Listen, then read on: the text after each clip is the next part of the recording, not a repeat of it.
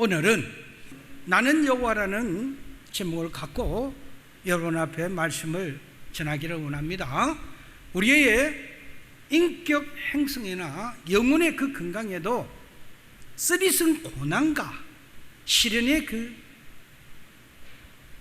모든 부분은 유익합니다. 좋으신 하나님께서는 우리에게 무엇이 유익하고 좋은가를 우리 자신보다 더 잘 알고 계시기 때문에 당근과 또는 쓴 것을 좋아 있게 우리에게 공급하시는 분이심을 알아야 합니다. 우리는 달콤한 것만 계속 먹었으면 좋겠는데 하나님은 쓴 것도 주시고 또한 단 것도 주시는 것이 하나님이십니다. 따라서 골고루 섞어서 먹이시는 분이심을 잊어서는 안 됩니다. 주님 앞에서 참 기쁨을 누리며 승리의 그 삶을 살아간다는 것은 오늘 주시는 이 말씀처럼 희로애락을 누릴 때도 있고 우리 모든 이런 과정 속에서 상쓴 것도 있고 단 것도 있구나 하는 이런 감정을 갖고 신앙생활을 하셔야 됩니다. 오늘 말씀을 통해서 우리에게 주시는 교훈이 있습니다. 첫째는 말씀의 쓴맛과 단맛입니다. 다윗은 말씀이 송이꿀보다 더 달다고 했습니다. 구원받은 사람에게 있어서 말씀은 꿀처럼 달고 맛이 있어야 합니다. 교회를 다니면서 성경은 읽으려고 하면 어쩐지 졸음만 쏟아지고 광고 시간이나 찬송 시간에는 눈이 말똥말똥 이리 하다가도 설교만 시작했다 하면 잠이 오고 연상 눈이 내리 덮이는 그런 사람은 뭔가 영적 상태가 좋지 않다는 증거입니다. 자신이 알아야 합니다. 말씀이 꿀처럼 달아야 그 사람의 영적 상태가 정상입니다. 그러나 오늘 본문 말씀을 보면 말씀의 쓴맛도 경험해야 된다는 것을 알 수 있습니다. 오늘 본문의 요한계시록 10장 10절 말씀 하반절에 보면은 내 입에는 꿀같이 다나 먹은 후에는 내 배에서는 쓰게 되더라고 표현하고 있습니다. 바로 이 천사가 사도 요한에게 두루마리 책을 내밀며 받아먹으라 라고 했는데 이 과거의 두루마리 책은 지금의 성경 말씀이고 성경책입니다. 이 하나님의 말씀을 받아먹으니까 입에는 꿀같이 단데 먹은 후에 배에서는 쓰게 된다고 했습니다. 입에는 단데 배에서는 소화가 되지 않습니다. 소화를 시키려니까 몹시 쓰다는 것이 무슨 뜻입니까? 설교를 듣거나 말씀을 읽을 때 달콤한 맛도 느껴야 하지만은 그 말씀을 소화시켜서 뼈가 되고 살이 되려면은 쓰디쓴 고통과 그런 고통의 쓴맛도 경험해야 하는 것입니다. 귀로 들을 때는 달콤하고 즐겁지만은 그 말씀대로 듣고 말씀을 실천하려고 하니까 쓰디쓴 고통과 투쟁이 있어야 하는 것입니다. 즉 말씀은 달게 받지만은 그 말씀을 생활에서 실천하면 지금까지 지나친 그 습관을 달리해야 하는 겁니다. 변화시켜야 하는 것입니다. 어디 오랜 시간 동안 습관이 되어온 그 부분을 말씀을 먹고 그 말씀대로 살려고 하니 그 고통이 당연히 뒤따르는 것입니다. 어느 하나라도 고통 없이는 얻어지는 것이 없습니다.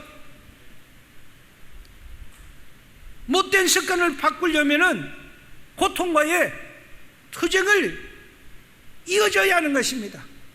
그래서 얻어지는 것입니다. 말씀의 쓴맛을 경험하지 못한 사람은 예수님을 건식으로 믿는 것이지 진정으로 믿는 것이 아닙니다. 다시 말씀드리면 말씀 중심으로 믿고 순종하는 사람이 아니라는 것입니다. 예수님의 피로 우리는 죄사함을 받는 그런 구속의 은총을 받았습니다. 그 구속의 은총만 기쁘게 받아들이고 죄로 인한 그 애통함과 고통을 느껴보지 못하면 좋은 그리스도인이 아닌 것입니다. 죄와 싸우되 피 흘리기까지 투정해야 하며 고민하는 데까지 들어가야 합니다. 그래서 마틴 루터는 말씀을 받고 죄를 회개할 때 얼마나 애통했던지 그가 졸도까지 했다고 합니다. 또는 성 어거스틴은 죄를 회개하고 반복하지 않기 위하여 자신의 팔뚝을 피가 나오도록 무너뜨가면서 안타까워했다는 것입니다. 왜 내가 이렇게 죄를 또 지었는고, 또 이렇게 죄를 지었구나, 또 이렇게 넘어졌구나.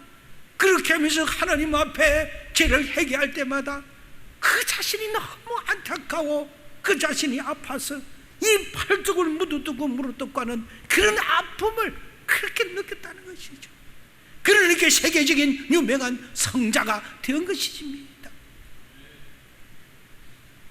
말씀을 받은 후에 이런 피 흘리는 투쟁과 고통의 쓴맛을 경험해야 말씀을 바로 받아들이는 그런 사람이라고 할 수가 있습니다. 마태복음 26장 36절부터 시작해서 46절에 이렇게까지 보니까 예수님께서 고통의 십자가를 지시기 전날 밤에, 하루 전이에요. 내일 이제 지실 거예요. 겟세마네 동산에 올라가셔서 얼굴을 땅에 대고 우리 예수님께서 기도하십니다. 그 기도하심에 그 땀이 그 피 흘림같이 뚝뚝뚝 쏟아지며 기도하실 때, 내 아버지여, 만일 할 수만 있거든 이 잔을 내게서 지나가게 하옵소서. 그러나 아버지여, 나의 원대로 마옵시고 아버지의 원대로 하기를 원하나이다. 이렇게 기도하셨어요. 그리고 나서 잠시 후 제자들을 둘러보시고 또 두 번째 기도로 하시기를, 아버지여, 만일 내가 마시지 않고는 이 잔이 내게서 지나갈 수 없거든 아버지의 원대로 되기를 원하나이다 하고, 그렇게 두 번째 기도를 하고 또 제자를 둘러보시고 마지막 세 번째 기도를 하시기 위해 그 자리로 돌아가십니다. 같은 내용으로 기도하시노 우리 예수님은 결심하심으로 인하여 그 십자가의 그 선잔을 마시고야 말았습니다. 왜냐고요? 우리 예수님은 신이시면서도 육신을 가지고 이 땅에 오셨던 진정한 사람이셨기 때문에 그 사람으로서 받아야 될 고통도 우리와 똑같은 성정으로 느껴야 하셨습니다. 얼마나 고통하셨습니까? 얼마나 모멸하셨습니까? 얼마나 괴로움을 당해야 했습니까? 수많은 치욕과 그런 모멸감을 신이신 그 하나님의 아버지, 그 아들이신 우리 예수님께서 친히 우리 인류를, 너와 나를 그 모든 죄를 통하여 고통에서 구원하시기 위하여 모든 죄를 짊어지시고 우리 예수님이 대신하여 대속하여 죽으셔야 했기 때문에 그 고통에서 아팠던 겁니다.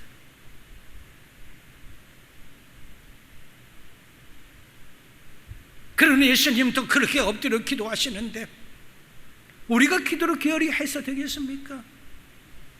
우리 예수님은 말씀을 통해서 기도를 하시는데 긴 장을 가지고 길게 기도하라고 말씀하지 아니하셨습니다. 우리에게 필요한 것만, 아버지한테 와서 그렇게 기도하고 아뢰면 아버지가 다 알아 들으세요. 우리가 유명하고 우리가 찬란한 그런 미화적인 그런 말씀을 아버지에게 그렇게 아름다운 말만 한다고 해서 아버지가 무슨 그 말씀만 그게 알아듣는 것 같지만 전혀 아니오시다. 순종한 마음으로 아버지한테 드렸을 때 그 아버지는 우리의 사실을 알고 계시고 그 당신의 자녀가 하시는 그 입술로 통해서 그 기도를 우리 하나님 아버지는 받아가시는 겁니다. 그래서 응답하시는 것입니다.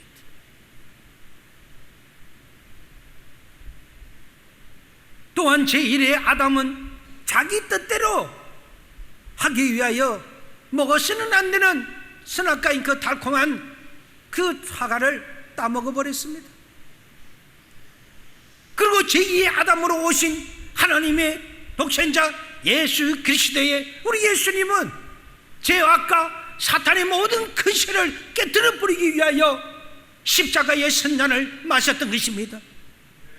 말씀의 달콤한 맛과 그 아름다운 맛만 즐기지 아니하시고 말씀의 그 쓴맛을 행동으로 옮겨서서 생활해야 했음을 이제는 차고 넘치는 그런 우리도 또한 능력자가 되어야 할 것입니다.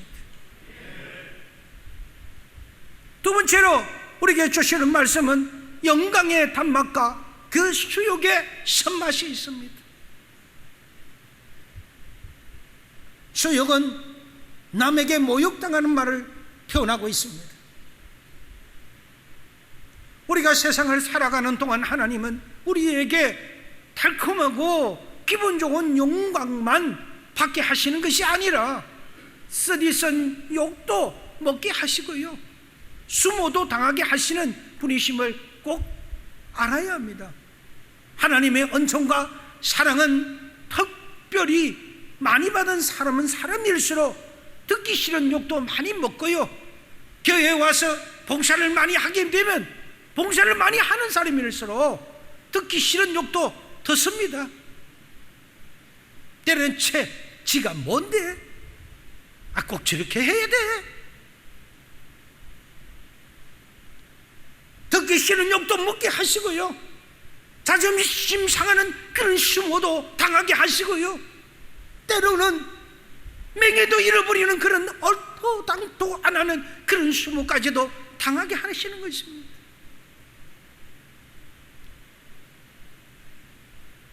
교회에 와서 아무런 일을 하지 않으면 욕먹을 일도 없으세요? 그냥 왔다가 그냥 살짝 왔다 살짝 가면은 뱀댕이 손같이.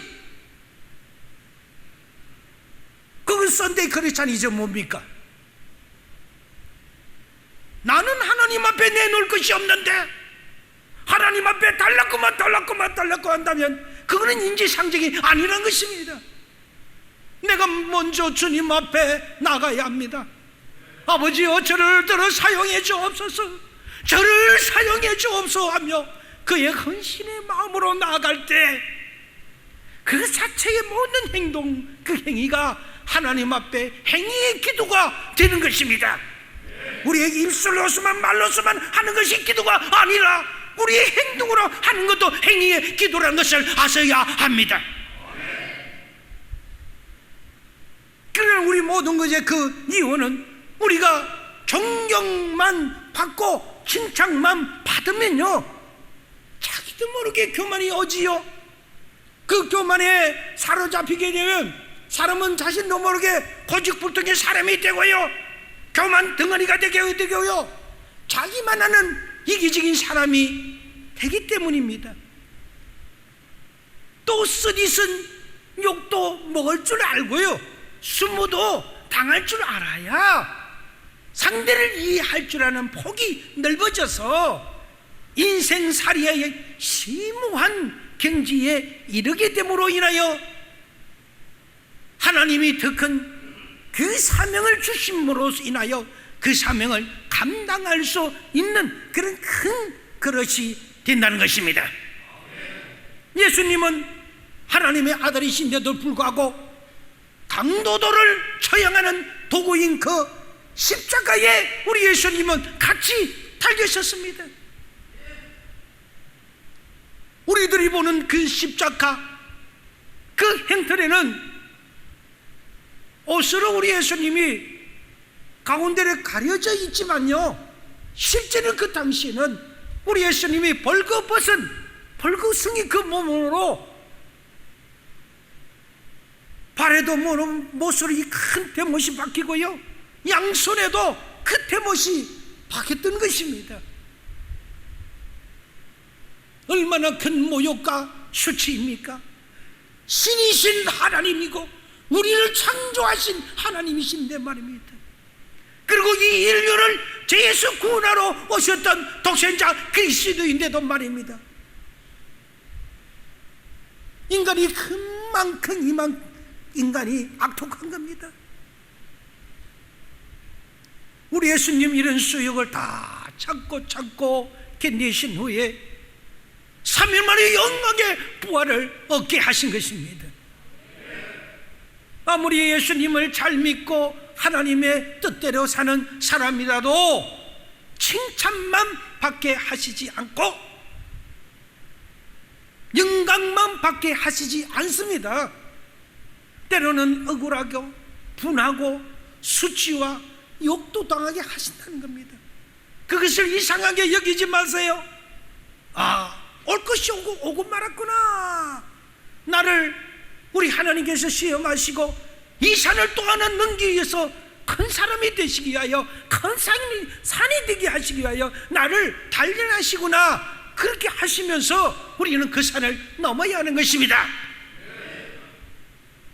사도 바울은 기독교에서 예수님 닮아는 위대한 사도이신데 얼마나 죽을 고비를 많이 하고 멸시천대를 받고 매도 죽을 정도로 너무너무 많은 매를 많이 맞았지 않습니까?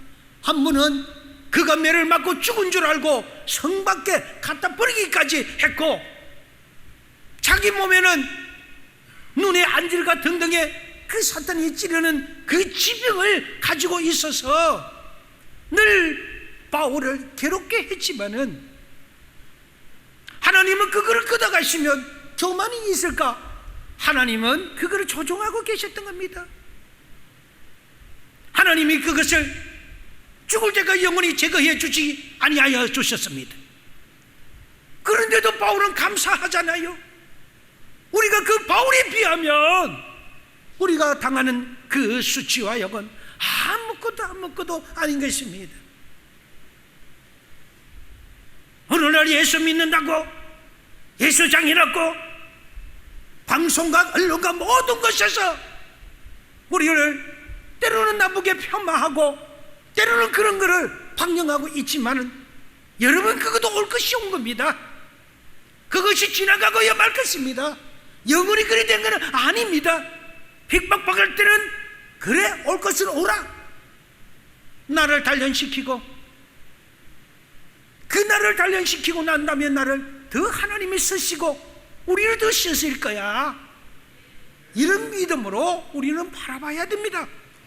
그렇게 해서 도리어 우리가 칭찬을 듣고 영광을 받을 때 자신을 과대평가하거나 교만에 지치지 않도록 우리는 기도하고 그렇게 조심하고 주의해야 합니다.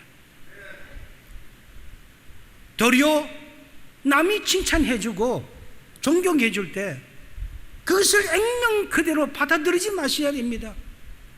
남이 나를 띄워주는 것인지 그것도 모르는 양 붕붕붕붕거리면 어느 날 떨어져요. 나는 30 정도 안 되는데 저 사람이 나를 100점이라고 하는구나. 그 70점은 겸손으로 받아들여야 합니다. 이것이 여러분 믿는 사람의 겸손의 자세입니다. 에레미야 애가를 보면은 이런 말씀이 있으세요.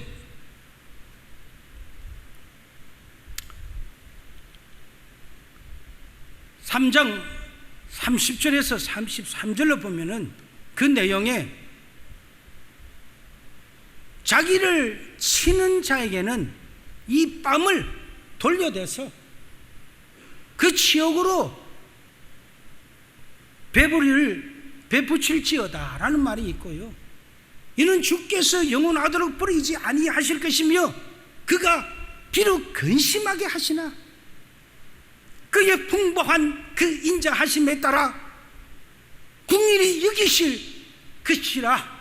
그것이 주께서 인생으로 고생하게 하시며 근심하게 하시면 그거는 본심이 아니라고 하나님께서 말씀하고 계십니다. 여러분, 그뿐만이 또 아니세요. 우리가 또 잘 알고 있는 이사야 53장 그게 7절에서 8절로 또 넘어가면 어이를 낳는 자들아 라고 표현하고 있습니다. 내 마음에 율법이 있는 백성자들아, 너희는 내게서 듣고 그들의 비방을 두려워하지 말라. 그들의 비방에도 놀라지도 말라.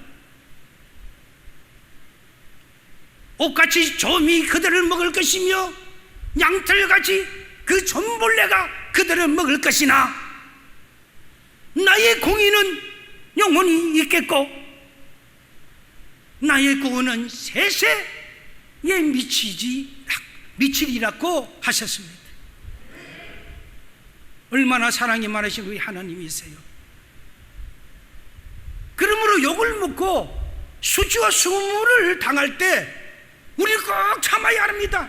왜? 다음이 있기 때문에 다음 편을 기대하시라. 이 편에서는 내가 좀 더 이렇게 참고 견디지만은 다음 편을 기대하시라는 거예요. 여러분, 개구리도요 멀리 뛰려면요 자기 자신을 많이 움츠립니다. 많이 움츠릴 때 이제는 그러니까 폴딱 뛸 때는 보다 넓은 그런 점프를 할 수가 있는 것입니다. 우리에게 그런 것이 올 때는 그래 나이 올 것이 왔구나 하면서 움츠리고 아멘 아멘 하고 기도하면서 하나님, 제가 이 길을 넘어가게 하옵소서. 하나님, 넘겨주시옵소서. 그래서 우리 예수님, 나는 넘지 못하지만 우리 예수님 나와 함께 손잡고 이 길을 넘어가게 해주옵소서 하면서 우리가 찬양으로 나가야 되는 것입니다. 자기의 의를 믿고 자고하거나 교만하는 사람은요 반드시 실족하여 넘어집니다. 그래서 그런 수치와 욕을 당하게 되고요 모든 수문을 받게 하시는 것이 그것이 자연적인 이치가 아니라요 우리를 단련하시는 이심을 우리는 알아야 합니다. 그것이 단 것과 쓴 것을 조화 있게 먹이시는 하나님의 사랑이기 때문입니다. 자신을 그렇게 키워도 늘 칭찬만 듣고 자라게 하면 안 됩니다. 자식도 한계가 있는 거예요. 때로는 책망도 듣고 또는 때로는 매도 맞고요 때로는 욕도 먹는 그런 버릇을 해야 이 아이의 인격이 원만하게 성장되는 것입니다. 가령 아주 부잣집 외아들로 자라나면서 부족함이 없게 자라고 그런 거가 1,000원짜리도 안 되는 그런 착한 일을 했을 때 우리는 마치 10,000원짜리에 되는 그런 칭찬을 듣는 버릇이 만약에 생긴다면 그 아이는 자라서 험악한 세상에 던져 놓았을 때 그 세상살이 할 때 그가 적응을 할까요? 아마 적응하지 못하고 갈팡질팡하게 되고 시절망에 빠지기 쉽습니다.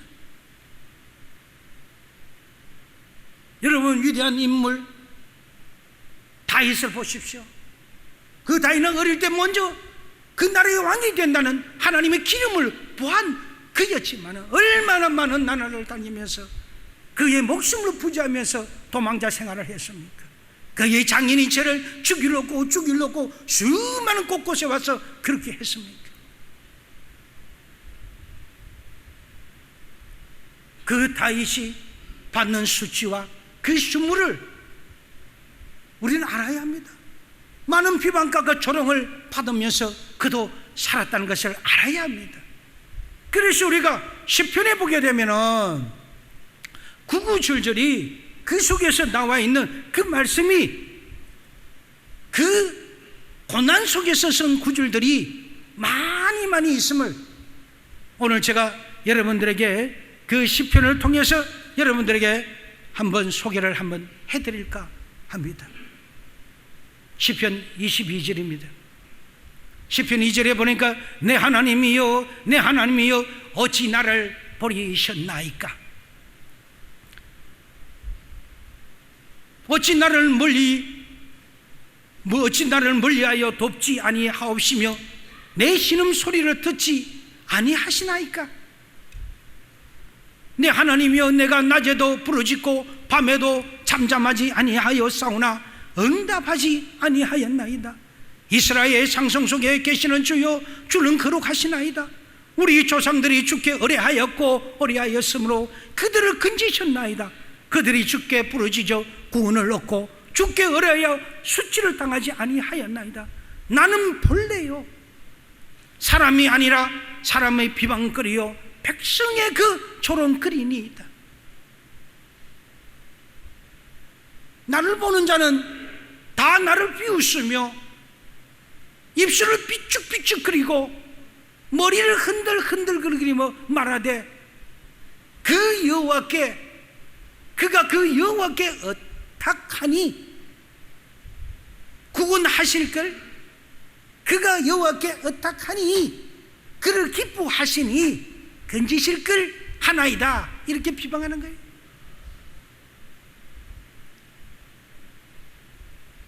시편 전체를 보면은 조롱당하며 놀림거리가 되기도 하며 사람들에게 수치와 욕을 당하기도 하고 때로는 자신이 너무 어려워서 절교하기도 하고 애타게 부르짖는 그런 말씀들이 성문 다윗의 그 고백이 너무나도 구구절절히 표현되어 있는 것입니다. 거룩한 자 택함을 받은 자 성문 다윗도 수없이 많은 수치와 욕을 당했고 죄 없으신 하나님의 아들 그 독생자 그리스도도 그 뱅졸들에게 침뱉음을 당하셨고 얼토당도 않는 말로 기적과 이적을 나타내니 귀신 들린 자라고까지 수목을 당하셨는데 우리가 어찌 수모를 안 당해야 되겠습니까? 예수 믿으면 수모를 당하는 것이 당연한 것입니다. 그래서 우리는 예수 믿는 사람이 수모를 당하면 내가 이제 크리스찬이구나, 이제 남들이 나를 크리스찬인으로 여겨보는구나, 이렇게 이런 오히려 기뻐하셔야 합니다. 그리고 감사하셔야 됩니다. 아멘. 이런 말 할 때 감사가 적지요.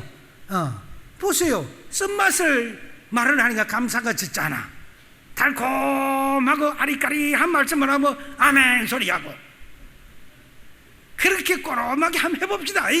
말씀이 잘 되는지. 아멘입니까? 셋째, 쓰디쓴 고통의 환난과 달콤한 평강입니다. 하나님의 그 축복과 사랑을 아무리 많이 받은 사람이라도 평강만 누리게 하시지 않고 쓰디쓴 고통의 환난을 당하게 하십니다. 일패성 고난이 없이 편안하게 살게 하면 그는 필연코 부패하고 타락하고 맙니다. 외국에서 여러분 아주 귀한 열대어를 수입해가 옵니다.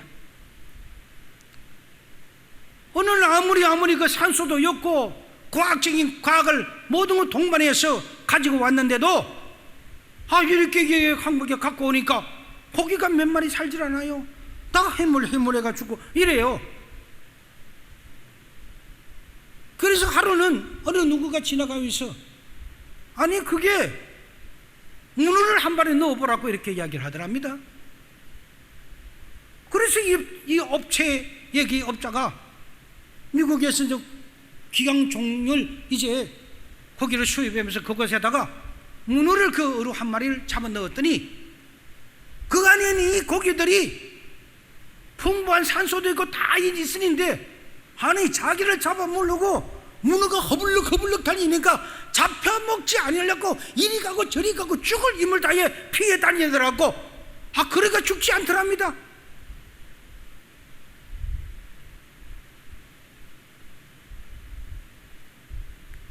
(6.25) 전쟁 때 미군과 한국군이 전쟁을 치다가 포로가 되었습니다. 그런데 미국은 그 포로 생활의 적응하지 못하고 죽더랍니다. 왜냐하면 고생을 안 하고 살았기 때문입니다. 그런 고통을 많이 받은 이 민족, 고난을 받았어요. 어려움이 있었어요. 이 한국군은 좀처럼 죽지도 않고 6.25 참전에 포로로 됐던 사람들이 지금까지도 많은 분이 살아있지 않겠습니까? 그 이유는 고생을 미리 많이 해봤기 때문입니다. 현 시대를 보면 우리나라 이 자살자들 중에서 유난히 학생들이 늘어난다고 하며 또한 군인들 또한 숫자가 늘어난다고 합니다. 이것이 큰 문제지요. 그 이유는 전쟁의 고통이나 때론 그 배고픔의 고생도 또는 어려움의 그 고통도 한 번도 안 해봤기 때문에 아주 조그마한 이런 고통이 나한테 몰려오면 그거를 참지 못해서 자살하고 마는 것입니다. 여러분, 연예인들 한번 보십시오. 왜 그들이 죽을 이유가 없어요? 그런데 왜 그들이 쉽게 죽습니까? 어떤 한 이슈가 던져지면 그 이슈에 댓글을 달아서 이러니 저러니 이러니 저러니 하면 갑을박놀합니다. 올 것이 오고 말았구나 이렇게 생각하면 아무것도 아니세요. 또 한 사람 넘고 보자 하면 성숙돼지는 거예요. 그걸 못 참는 거예요. 그래서 그들이 쉽게 자기 자신을 포기해버리는 것입니다. 누누이 말씀드렸지만 자기가 자기 자신을 살인하면 회개할 기회가 없어요. 회개할 기회가 없으면 그 죄를 지고 하늘에 가면 필연히 그 사람도 지옥에 갑니다. 자살은 성공할 수가 없어요. 자살은 지옥입니다, 여러분. 하나님이 먹이시고 기르신다고 전 시간에 말씀하셨지 않습니까? 왜 우리가 염려해야 합니까? 우리가 먼저 앞장서서 우리가 뭐 때문에 판단해야 합니까? 하나님 아버지께서 나를 판단해야 하는 것이 자신이 건방지게 앞장서서 전부 다 판단 다 해버리고 그래서 죽어야 되겠다고 죽어버린다? 그 말이 됩니까? 그것이 오늘날 한 집에 어렵사리 되고 한 명 나와서 그렇다 보니까 제멋대로 키우다 보니 고난과 이 고통을 못 견디는 겁니다. 그래서 남자는 군대를 가야 되고요, 여자도 군대 한번 갔으면 좋겠어요. 왜요? 부모를 떠났어. 자신이 가정을 가지기 위해 독립하기 전에 한 번 정도는 그런 단체 생활도 해봐야 되고요, 자기 자신의 의지가 없는 상태에서 단체를 위해서 모든 것 한번 불사해봐야 하는 것입니다. 경험인 것입니다.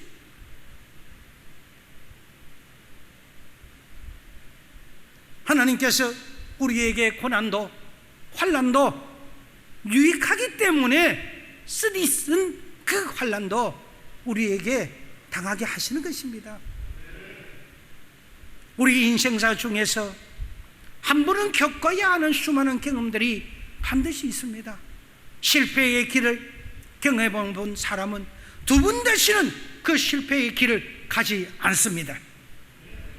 성공의 길을 가본 사람은요, 여한 경우에도 그 성공의 길을 알기 때문에 그가 성공자가 될 수가 있습니다. 이사야 45장 7절에 보니까요, 나는 빛도 짓고 어둠도 창조하며 나는 평안도 짓고 환난도 창조하나니 나는 여호와라, 나는 여호와라, 이 모든 일을 행하는 자니라고 하셨습니다.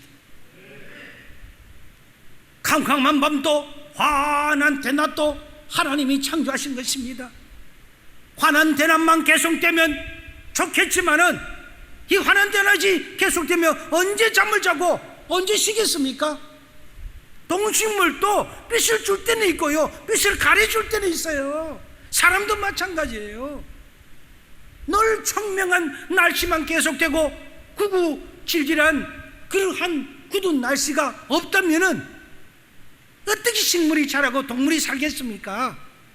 평온하다면요.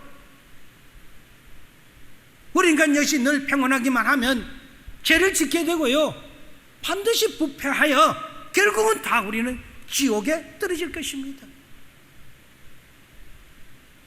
시편 119편에 67절에 나온 말씀이 있습니다.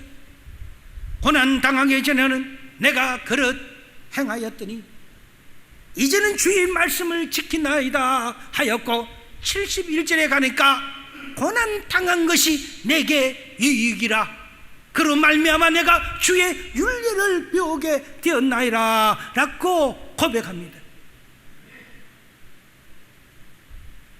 고난당한 것이 내게 유익이라, 그로 인하여 내가 주의 율례를 깨닫게 되었다, 배우게 되었다는 것입니다. 하나님은 말씀의 단맛과 쓴맛을 골고루 주시고, 달콤한 칭찬과 영광의 단맛도 주시고, 쓰디쓴 수치와 욕도 함께 주십니다.